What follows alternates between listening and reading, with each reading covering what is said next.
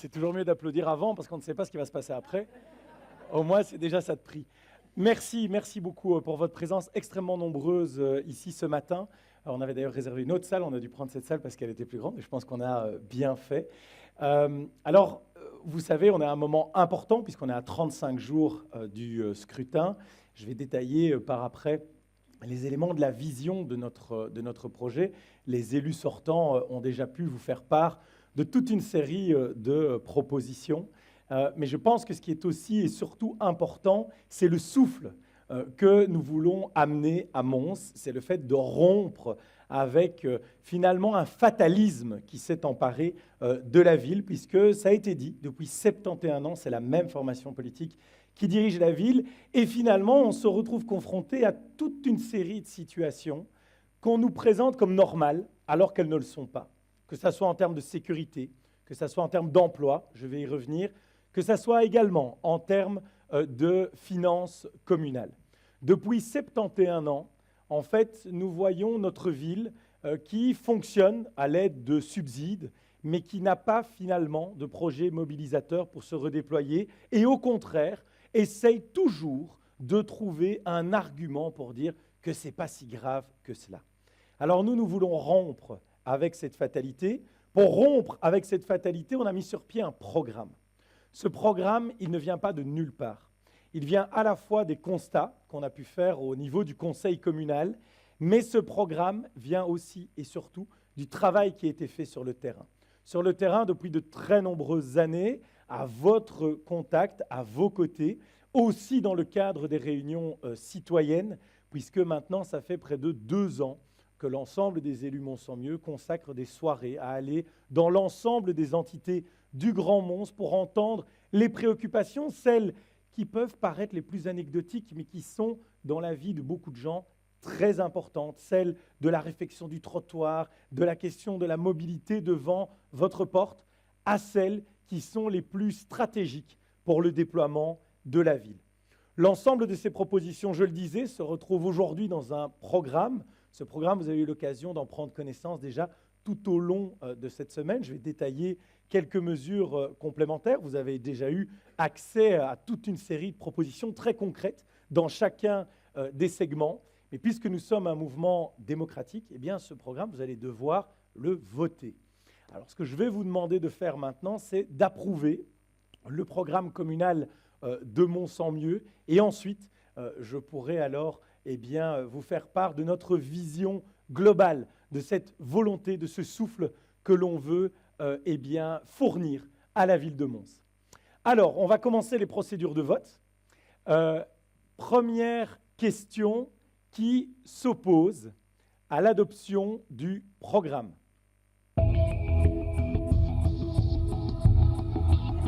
Vous pouvez le faire, hein. On ne prend pas de nom. Qui s'abstient? Une abstention. 2. Je ne vais pas trop traîner, parce que 3, oui, je vais vraiment m'arrêter un moment, parce que s'il peut y avoir plus d'abstentions. Qui approuve? Le programme est approuvé à l'unanimité, moins 3 abstentions. La campagne commence!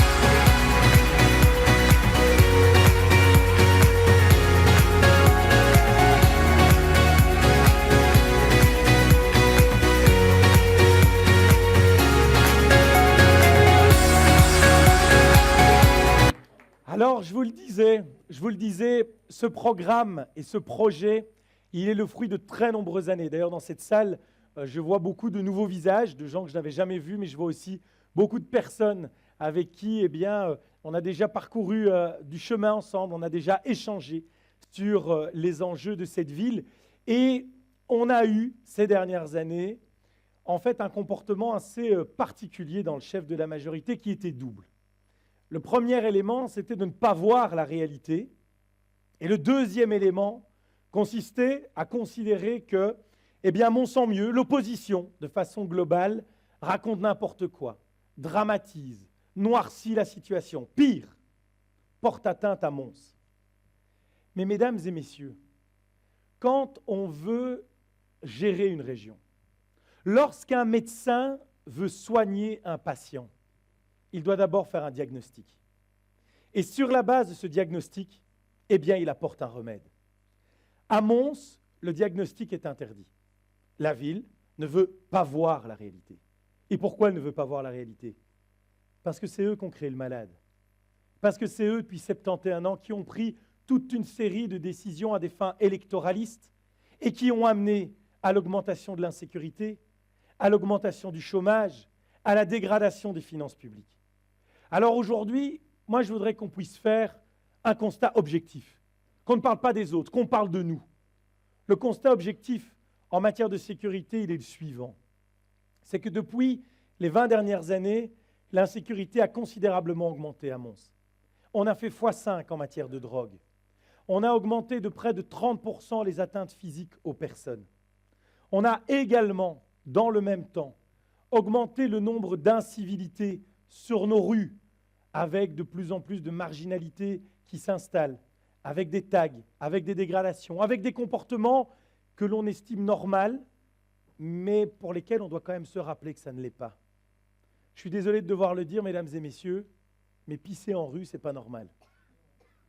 Quand vous êtes dans une ville, vous dire que vous allez commencer à uriner, ce n'est pas du folklore, ce n'est pas du patrimoine, ce n'est pas de l'esprit montois, c'est de la dégradation de l'espace public. Être ivre en rue en plein milieu de l'après-midi et se coucher sur les marches d'un grand magasin, comme vous l'avez par exemple au carrefour de la rue d'Avray, c'est anormal. Être en fin d'après-midi avec des personnes qui se battent sur les marches du théâtre royal, c'est pas normal.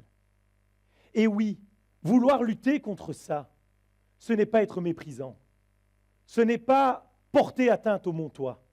C'est au contraire aimer sa ville. C'est considérer que les Montoises et les Montois, ils ont le droit d'avoir le même cadre de vie que vous retrouvez en Flandre, que vous retrouvez dans toute une série d'autres villes, comme Gand, comme Courtrai. Pourquoi à Mons, on devrait avoir des trottoirs défoncés, de la marginalité à tous les coins de rue et de la bagarre? Pourquoi notre ville, qui est une des plus belles villes du pays, ne pourrait pas avoir un cadre de vie agréable? C'est la raison pour laquelle nous prendrons des mesures. Nous prendrons des mesures claires et des mesures fortes. Ainsi, Mon Sang Mieux a été la seule formation politique pendant plus de 10 ans à défendre les caméras de surveillance. On nous les a refusées, tout le temps, au nom soi-disant de la vie privée. Mais est-ce que vous estimez que votre vie privée est atteinte si on vous voit marcher en rue? Quel est le niveau de votre vie privée quand vous vous déplacez dans l'espace public? Si je peux vous donner un conseil, si vous voulez vraiment rester caché, restez dans votre lit, en dessous des couvertures et peut-être en dessous, mais ne vous baladez pas en rue. Il est logique que les autorités publiques puissent contrôler l'espace public. Alors aujourd'hui, le bourgmestre dit, grâce à moi, il y a des caméras de vidéosurveillance. Disons que la vérité n'est pas très importante à ses yeux, on a pu s'en rendre compte, mais le plus fondamental, c'est combien de caméras de surveillance pour quel usage? Nous avons aujourd'hui à Mons 71 caméras de surveillance. Il y en a plus de 320 à Charleroi, 270 à Liège, 400 flux de caméras de surveillance à Namur. Nous sommes la grande ville de Wallonie, avec le moins de caméras de vidéosurveillance. Et pourtant, ces caméras permettent beaucoup de choses. Elles permettent tout d'abord de mieux guider les patrouilles de police, pour voir à quel endroit, eh bien, il commence à y avoir de la bagarre, à quel endroit on se rend compte qu'il y a des difficultés. Les caméras de surveillance permettent aussi, avec les technologies modernes, de pouvoir verbaliser une série d'actes. J'ai moi-même été dans la commune de Kuckelberg, par exemple, assisté au suivi d'une personne que l'on a pu suivre du dépôt sauvage qu'il avait créé jusqu'à sa maison. Il a reçu le lendemain une contravention. Chez nous, pourquoi acheter des sacs poubelles? Pourquoi? Il suffit d'aller au coin de la rue. Est-ce que je dois vraiment citer le nombre de rues où les poubelles à 17-18 heures débordent de petits sacs blancs de déchets ménagers qu'on vient de déposer? Sauf que dans cette salle, vous payez votre taxe. 44% plus cher qu'à Namur. Vous payez vos sacs. Et vous les payez pour qui? Vous les payez parce que des gens n'acceptent pas de suivre les règles. C'est inacceptable. Avec des caméras de surveillance, vous pouvez également verbaliser toute une série de comportements, par exemple en termes de mobilité. Vous pouvez aussi, troisième élément, assurer les preuves qui permettent de poursuivre ceux qui commettent des actes de délinquance. Parce que oui, il ne faut pas promettre n'importe quoi. Bien sûr qu'avoir 0 acte de délinquance sera impossible. Mais il faut au moins que ceux qui les commettent puissent être poursuivis et condamnés. Alors les caméras de surveillance, c'est un des éléments, mais il n'est pas le seul. Il y a bien évidemment les règlements de police au niveau de la ville. Nous sommes la seule ville de Wallonie où boire de l'alcool en rue n'est pas interdit dans le règlement général de police. Il l'est dans un règlement spécifique qui ne concerne que certaines rues. Il ne l'est pas de façon généralisée. Ça veut dire quoi? Ça veut dire que l'on s'octroie la possibilité de l'interdire dans certaines rues du cœur de ville, là où on aime faire de la façade et du façadisme, où on aime montrer aux touristes que tout va bien. Mais par contre, ces fameux touristes, on ne les emmènera jamais à Flénu, on ne les emmènera jamais à Couem, on ne les emmènera jamais à Jemappes. Là où le règlement général de police ne prévoit pas de telles interdictions. Nous devons aussi beaucoup mieux travailler avec les gardiens de la paix. Aujourd'hui, selon leur niveau de diplôme et de formation, les gardiens de la paix sont en capacité ou non de verbaliser et d'octroyer des sanctions administratives. Les gardiens de la paix ne sont pas utilisés dans notre ville pour les faire progresser.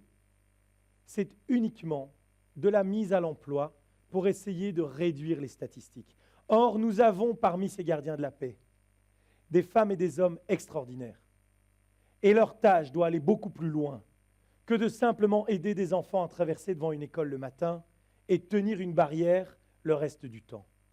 Nous avons aujourd'hui des femmes et des hommes parmi ces gardiens de la paix qui pourraient sanctionner toute une série d'incivilités, qui pourraient également faire en sorte de pouvoir lutter contre des dépôts sauvages, contre tous ces problèmes et rassemblements de personnes qui aujourd'hui créent un sentiment majoritaire d'insécurité parce que si le bourgmestre continue son discours schizophrène, il va avoir un problème.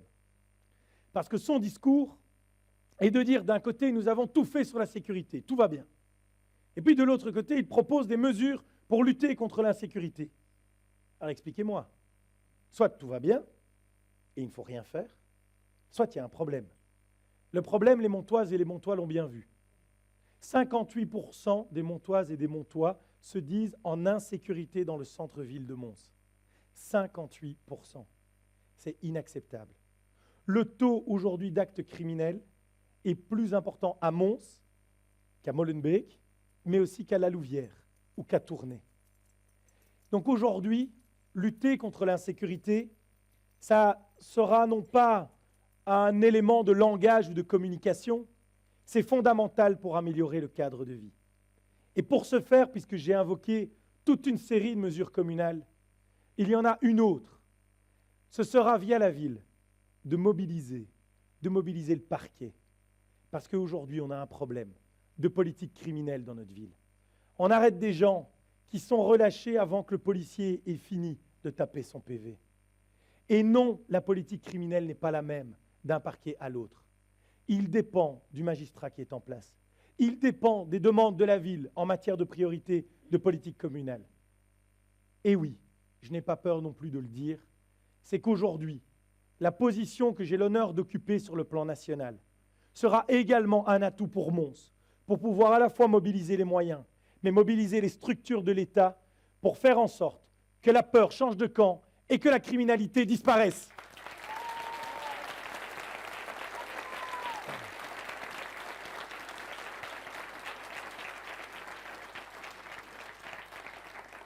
Le deuxième élément, et on l'a évoqué, c'est le taux d'emploi. Mons est la 11e ville de Wallonie où il y a le moins de gens qui travaillent. Je ne sais pas si vous vous rendez compte, sur 262 communes, nous sommes 11e. Nous faisons partie des 5% des villes où on a le plus de chances de tomber dans la grande pauvreté. On fait partie des 20 villes. On est dans le top 20 belge sur 561 communes, avec le plus haut taux de chômage et le plus haut niveau également de personnes qui bénéficient du revenu d'insertion sociale. 1 jeune sur 5 dans notre ville bénéficie du revenu d'insertion sociale. C'est colossal.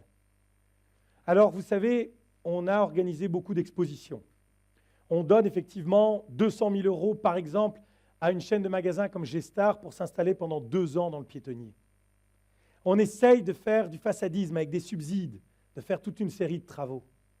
Mais on a oublié une chose, c'est qu'une ville, ce n'est pas des briques. Une ville, ce n'est pas simplement avoir quelques articles dans des magazines culturels. Une ville, ce n'est pas envoyer 6 Monsmag par an pour soi-disant vanter la création d'emplois. Vous avez vu le dernier Monsmag? Ah, il est bien. Hein? Ah, ils se sont lâchés. Ça, je dois vous avouer que je me demande même pourquoi ils n'ont pas mis le logo du PS à la place du logo de la ville. Et ils vous disent, attendez, ils vous disent on a créé plus de 5 000 emplois en 10 ans à Mons. Alors, déjà 5 000 emplois en 10 ans, ça ne fait pas lourd. Hein. Avec les subsides qu'on a touchés, ça je peux vous dire que ça ne fait pas lourd. Mais je vais juste vous donner un autre chiffre. C'est qu'en fait, sur les 5 dernières années, le taux d'emploi à Mons a augmenté de 1,9%. C'est formidable. Le collège travaille bien. Sauf qu'en fait, j'ai regardé la moyenne nationale. En Belgique, le taux d'emploi a augmenté de 3,8%. Ça veut dire quoi? Ça veut dire qu'alors que nous avons déjà des niveaux de chômage plus élevés, des niveaux d'inactivité plus grands, l'écart continue à se creuser avec les autres régions du pays. Parce qu'on crée moins d'emplois à Mons qu'on en crée partout ailleurs. Alors je sais que ça dérange le bourgmestre. Je sais qu'à chaque fois qu'on évoque ce genre de choses, ça crie au conseil communal. Il coupe les micros. Il essaye de dire qu'on est des enragés. On regarde juste des statistiques que vous pouvez retrouver partout. Alors vous me direz, mais est-ce que l'emploi est véritablement une compétence communale? Bien sûr que oui. Bien sûr que oui. Nous avons à la ville le CPS. Le CPS dont le budget a augmenté de 20% ces 6 dernières années. Il a augmenté de 20% alors que toute une série de missions du CPS ont été transférées à Elora. C'est intéressant. Votre budget augmente et vous avez moins de missions à gérer. Alors vous allez me dire, 20% de plus parce qu'il fallait aider les allocataires sociaux. Ce n'est pas vrai. L'augmentation du coût des allocataires sociaux, c'est moins de 2%. Moins de 2%. À quoi est parti cet argent? Par exemple, 7 à 8% de frais de fonctionnement en plus. Des frais de personnel où on a créé des postes de directeurs en plus, dont un directeur qui n'est pas très présent depuis que la présidente du CPS est candidate à 2 élections. Mais rien de bien grave, on en parlera au conseil communal. Aujourd'hui, le CPS, il fait une chose. Il donne des chèques aux gens. Il donne de l'aide. Nous, on ne veut pas qu'on donne de l'aide. On veut qu'on donne de l'accompagnement. De l'accompagnement parce que personne n'a vocation à rester inactif toute sa vie. Et d'ailleurs, vous le voyez que c'est tellement ancré dans la mentalité de la gauche. La gauche nous explique que si on limite le chômage à 2 ans, c'est un surcoût pour les communes. Mais c'est un surcoût pour les communes si vous faites en sorte qu'ils continuent à ne pas travailler. On a 1 personne sur 2 inactive à Mons qui est inactive depuis plus de 2 ans. Ça veut dire quoi? C'est quoi le signal qu'on leur envoie? C'est qu'en fait, leur seule perspective, c'est de rester allocataires sociaux toute leur vie. C'est de se dire qu'en fait, on va toucher le chèque de temps en temps et on aura peut-être une aide complémentaire. Mais moi, j'ai plus de respect pour les personnes qui aujourd'hui sont inactives. Moi, j'ai plus de respect pour l'ensemble des Montoises et des Montois. Parce qu'aujourd'hui, bien sûr que tout le monde ne peut pas tout faire. Bien sûr. Mais tout le monde a la capacité de faire quelque chose. Et aujourd'hui, on cherche dans tous les secteurs. Nous sommes une des régions en Europe avec le plus de métiers en pénurie. Alors oui, parfois, il faut peut-être aller à Frameries. Parfois, il faut peut-être même aller à Bruxelles. Parfois, on ne fait pas le métier de ses rêves. Mais ça, je l'assume politiquement. Il vaut mieux ne pas faire le métier de ses rêves, mais travailler, que de rester inactif toute sa vie. Parce que l'inactivité, c'est mauvais pour la santé.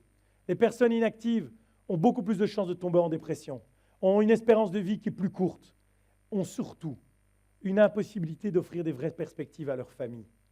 Et le vrai problème de Mons, ce n'est pas le chômage, ce n'est pas la précarité sociale, c'est qu'en fait, on reproduit ça de génération en génération. Et aujourd'hui, si vous allez à la sortie de certaines écoles, vous avez malheureusement, mesdames et messieurs, des enfants que l'on condamne à devenir des allocataires sociaux alors qu'ils ont la possibilité, eux aussi, de faire quelque chose de leur vie. C'est la raison pour laquelle aucune personne bénéficiant du CPS à Mons, si nous obtenons le majorat, ne pourra avoir une aide sans être activée vers une formation, vers un travail d'intérêt général ou vers l'emploi. C'est la raison pour laquelle nous mènerons systématiquement des enquêtes sociales pour lutter également contre les fraudes. C'est la raison pour laquelle nous ferons en sorte, dans les écoles, d'ouvrir les jeunes aux métiers, dès le plus jeune âge, de leur faire visiter des entreprises, de leur faire rencontrer des professionnels, de leur permettre, dans les capacités qu'a un pouvoir organisateur comme une ville, d'avoir des cours de langue, des échanges avec d'autres écoles dans d'autres régions du pays. Parce que le rôle de l'école, c'est d'émanciper. Et si aujourd'hui on veut casser cette reproduction sociale, c'est en travaillant sur l'école. L'école, ça ne doit pas être un lieu qu'on utilise pour faire plaisir à quelques enseignants, parce que malheureusement, on les a enfermés dans un système où ils attendent indéfiniment leur nomination. L'école, ça ne doit pas être un lieu où on catégorise les directeurs selon leur couleur politique. L'école, ça doit être un lieu où tous les enfants, quelle que soit leur nationalité, leur origine, leur religion, où tous les enfants ont le droit de prendre leur vie en main pour ne pas reproduire la situation de leurs parents.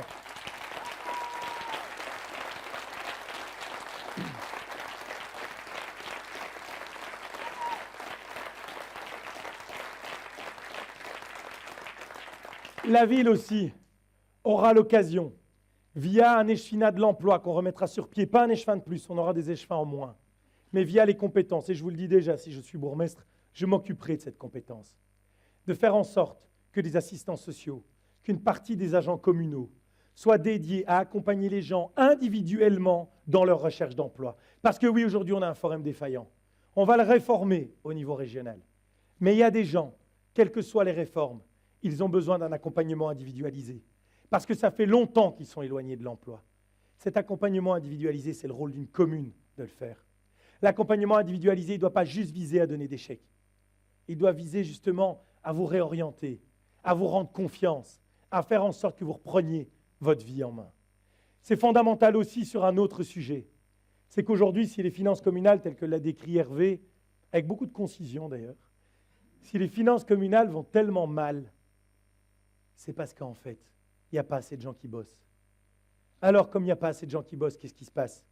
Bon, on doit aller chercher plus d'argent dans la poche de ceux qui travaillent. C'est normal. Vous connaissez peut-être cet exemple que j'ai déjà donné. Si vous êtes à 10 à louer une maison de vacances une semaine pour 1 000 €, vous allez tous payer 100 €. S'il n'y en a plus que 5 qui paient, les 5 en question vont payer 200 €. Ça, ce sont les impôts à Mons.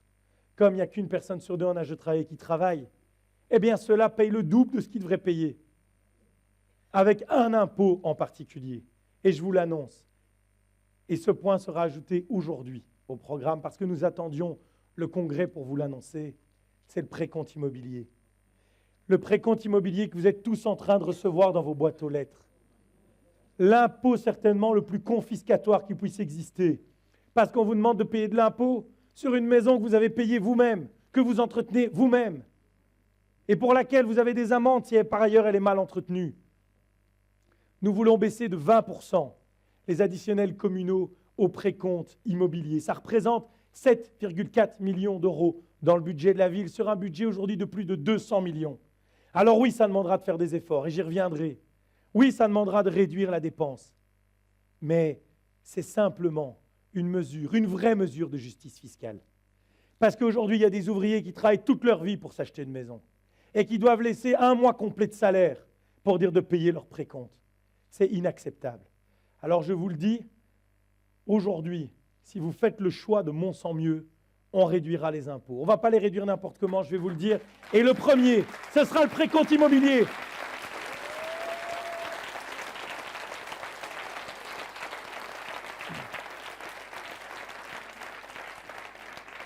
Alors vous me direz, il faudra payer tout ça.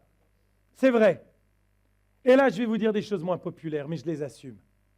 C'est que nous pensons qu'avant d'organiser des fêtes et des expos internationales, il faut d'abord s'occuper des besoins primaires des gens. Vous savez, hein, il y a des villes où on attire plein d'habitants. Dans le Brabant wallon, mais prenez Jurbise,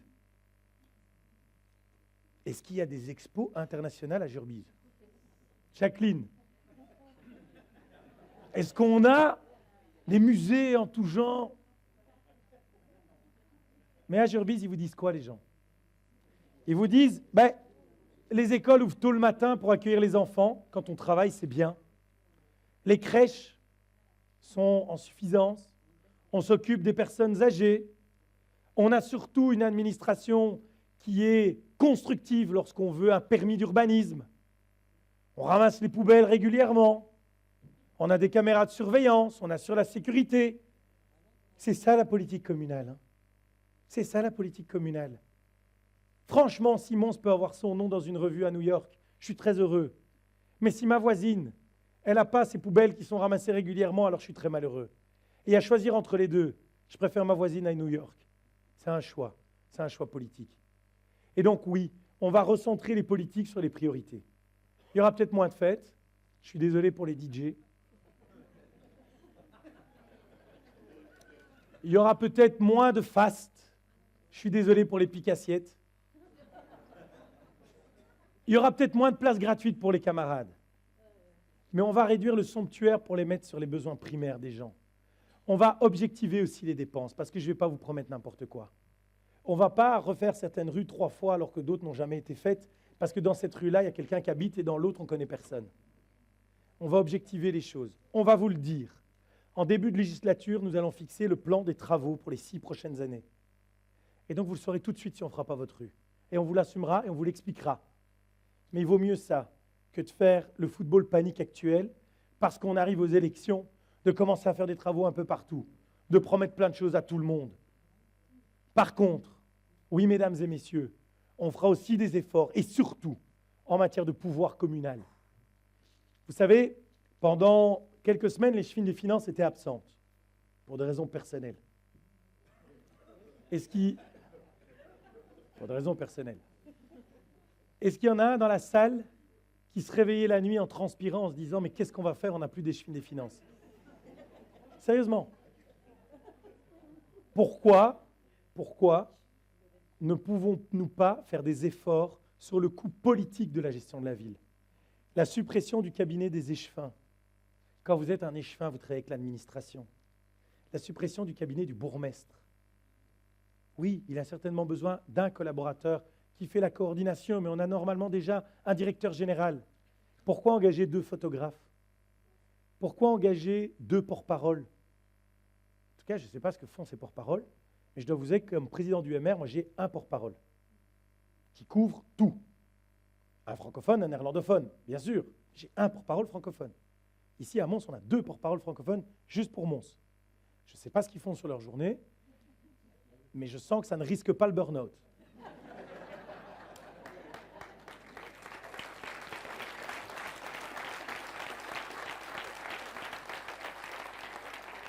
On a d'ailleurs, sous cette législature, augmenté d'1 demi-million d'euros le coût des cabinets bourgmestre et échevin. À quoi ça sert? On doit aussi moderniser les services de l'administration. On a une imprimerie communale. Alors l'imprimerie communale, rassurez-vous, ce n'est pas beaucoup de personnel. Hein. C'est des gens qu'on peut ne pas remplacer en partant à la retraite. C'est surtout des machines qui coûtent très cher. Ces machines, pour être rentables, doivent fonctionner chaque jour de l'année, 24 heures sur 24. Elles fonctionnent la moitié de l'année, 7 heures par jour.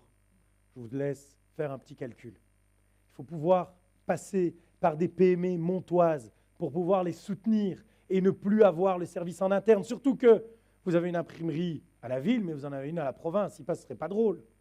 Vous avez aussi tous les services administratifs de la fédération et de la région. Chacun travaille dans son coin. Il y a également la gestion des parkings. Depuis 15 ans, je propose les parkings privés. La ville m'a dit que c'était la pire chose qui pouvait arriver après le Covid. Il y a aujourd'hui un parking privé à Mons. C'est le parking du Primark, parking Indigo. Allez dedans. Allez dans le parking de la Halle et puis faites votre choix. J'ai rien à vous dire. Entre les dégradations, bon, parfois vous allez me dire, grâce à la gestion publique, de temps en temps la barrière reste ouverte et vous ne devez pas payer. Ça c'est l'avantage. Ça arrive moins souvent qu'un privé, j'avoue. Mais est-ce que les tarifs sont fondamentalement différents? Non. Est-ce que la qualité du service, elle, est diamétralement différente, oui. Il faudra également travailler sur le garage communal. Vous avez déjà vu aujourd'hui une voiture comme c'est complexe? Ici, on essaie encore de faire croire qu'on va gérer nos voitures nous-mêmes. Donc, il va falloir dans les services moins de chefs et plus de soutien aux femmes et aux hommes de terrain. Parce qu'on a un directeur général à la ville, on en a un au CPS. On a un directeur financier à la ville, on en a un au CPS. On a des gestions informatiques, des gestions du patrimoine, des gestions du personnel qui sont dédoublées à chaque fois. Il va falloir réduire le nombre de directeurs. Il va falloir arrêter de nommer au petit bonheur la chance.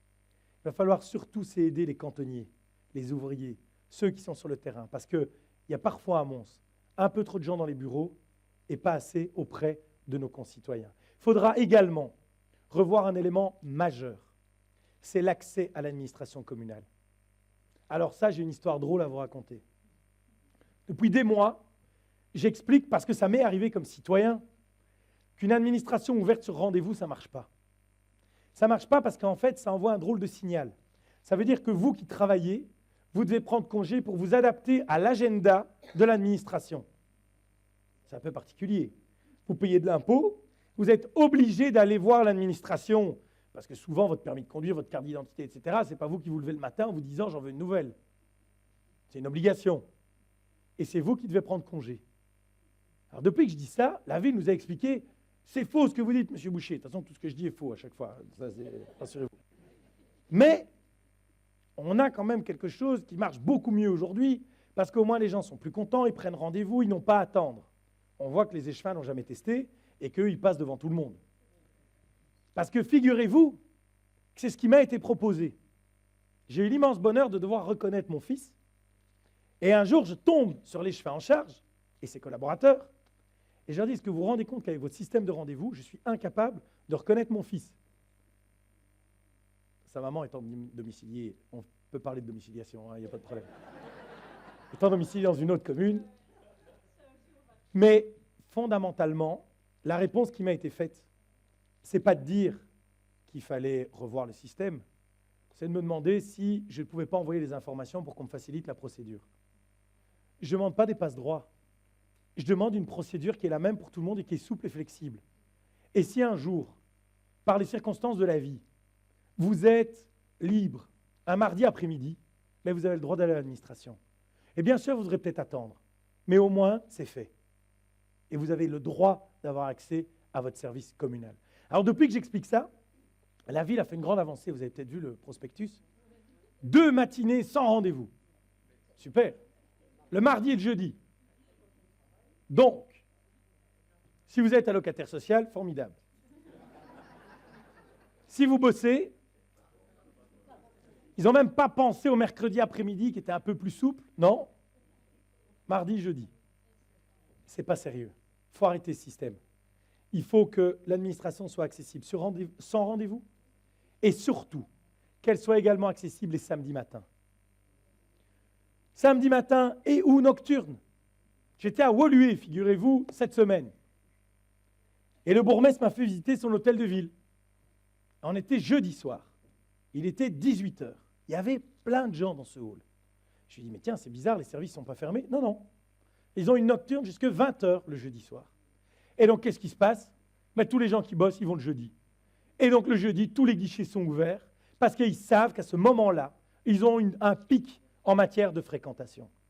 Eh bien, ça sera soit le jeudi soir, soit le samedi. On peut alterner. On peut faire 2 samedis par mois, 2 nocturnes.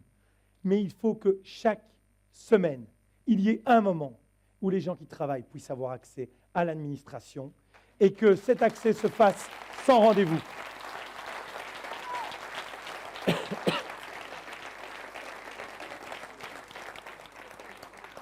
Alors, je ne vais pas être plus long parce que ça va commencer à être l'heure de l'apéritif, puis du repas. On est dimanche. Je vais simplement vous dire 2 choses. La première, c'est qu'on a aujourd'hui une occasion historique de changer le cours des choses à Mons. Il ne faudra pas se plaindre après. Je pense que les élections de juin dernier ont déjà cassé une chose, c'est la fatalité. Le nombre de gens que j'entends depuis des années qui me disent « c'est impossible, ce sera toujours le PS, ça a toujours été le PS ». En juin, vous a prouvé qu'il n'y avait pas de fatalité. Parce qu'on a gagné. On a même gagné largement sur le Parti socialiste. Pourquoi? Parce que les gens, et les Montoises et les Montois n'ont pas fait autrement, sont en attente d'un changement. Ils en ont marre. Ils ont envie que le travail soit récompensé, que la sécurité soit garantie, que les services publics redeviennent des services au public, que leur argent soit mieux employé. Alors, cette victoire à Mons, dans 35 jours, elle est à portée de main. Mais pour réaliser cette victoire, il va falloir une chose. C'est que toutes les personnes convaincues dans cette salle, et j'espère que c'est l'intégralité d'entre elles, à partir de maintenant, dès cet après-midi, aillent dans tous les événements, aillent sonner aux portes, aillent distribuer des tracts, serrent toutes les mains. Il faut qu'à la fin de la campagne, les candidats et ceux qui les soutiennent aient mal aux pieds et des cloches aux mains tellement vous en avez serré et fait des bisous. Il va falloir aller au contact des gens. Parce que les gens, ils attendent ce changement. Il faut juste leur montrer que ce changement, c'est nous. Que ce changement, c'est les élus que vous avez vus, mais c'est aussi l'ensemble des candidats qui sont sur cette liste. Des candidats qui représentent Mons dans toute sa diversité, en âge, en origine, en parcours de vie, en métier, en profession. Cette liste, elle est à l'image de notre ville. Elle représente aussi toutes les entités de la ville de Mons. Alors, mesdames et messieurs, dans 35 jours et 24 heures, il ne faudra pas avoir de regrets. Et pour ne pas avoir de regrets, il faut tout donner maintenant. Je vais aussi tout donner. Et c'est la deuxième chose que je voulais vous dire. Au terme des élections de juin, j'étais tout à fait en mesure de pouvoir occuper toute une série d'autres fonctions. Mais je me suis rappelé deux choses. La première, c'est la promesse que j'ai faite. Et tout à l'heure, entre autres à Dufresne, mais pas qu'à Dufresne. Ça aurait été un peu court, même si j'aime beaucoup Florent. Florent qui a été très bon, hein, vous avez vu, c'est comme ça qu'on obtient des bonnes places sur la liste. Mais parce que j'ai fait une promesse aux Montoises et aux Montois, il y a 20 ans. Et cette promesse, c'était de dire qu'on allait prendre le Mayorat. À l'époque, nous avions 7 sièges. Le PS en avait plus de 30. Si on fait une projection sur la base des résultats de juin, nous aurions 15 sièges et eux 17. Ça ne va pas jouer à grand-chose. La deuxième chose dont je me suis souvenu, et que je n'ai jamais oublié d'ailleurs, c'est qu'en fait, je suis né ici, j'ai tout fait ici. Et je pense que le plus bel engagement politique, c'est de travailler pour les femmes et les hommes qu'on connaît, pour les femmes et les hommes avec qui on s'est déployé, d'aller dans les rues qu'on a parcourues, finalement de traiter le concret, l'humain, ce qui est le plus cher. Parce que contrairement à ce que dit le bourgmestre, je suis toujours à Mons. Alors c'est vrai, contrairement à certains de ses amis, moi je n'occupe pas des fonctions juste pour le salaire, je travaille réellement. Et donc je pars tôt le matin et je rentre tard le soir. Mais quand je rentre tard, j'ai un sentiment qui est toujours particulier. Quand je vois sur le panneau de l'autoroute le nom Mons, parce que vous n'êtes jamais aussi mieux qu'à la maison. Et je vous le dis, si vous nous le permettez, je serai bourgmestre de Mons. Je serai bourgmestre de Mons durant ces 6 ans. Je ferai le maximum. Je me donnerai, comme je me suis donné, aux Francs-Borins, à Sparco, pour le mouvement réformateur, pour notre pays et nos régions. Parce que je pense vraiment que c'est le plus beau cadeau qu'il puisse y avoir, c'est de gérer sa ville. Non pas pour se faire un bastion électoral. Je ne rêve pas et je n'ai pas besoin de ces élections pour devenir ministre ou occuper la présidence d'un parti, je le fais déjà. Si je le fais, c'est uniquement pour ma ville. C'est pour les Montoises et les Montois. Je ne le ferai pas en tombant dans la boue comme certains de nos adversaires le font aujourd'hui. Je pense qu'une campagne électorale mérite plus que des posts sur des réseaux sociaux qui s'assimilent plus à des trolls que véritablement à des propositions pour les Montoises et les Montois. Je ne le ferai pas en inondant la grande place de Mons de bâches sur des bâtiments qui appartiennent à la ville. Je ne le ferai pas en critiquant l'un ou l'autre candidat. Je ne le ferai pas non plus sur la base du mensonge permanent. Je le ferai uniquement avec un diagnostic clair, avec des propositions concrètes, avec surtout l'énergie que vous me connaissez et le plein d'investissement. Parce que Mons, c'est le combat de ma vie, c'est mon engagement, et tous ensemble, avec toute l'équipe, on va reprendre Mont-Saint-Main.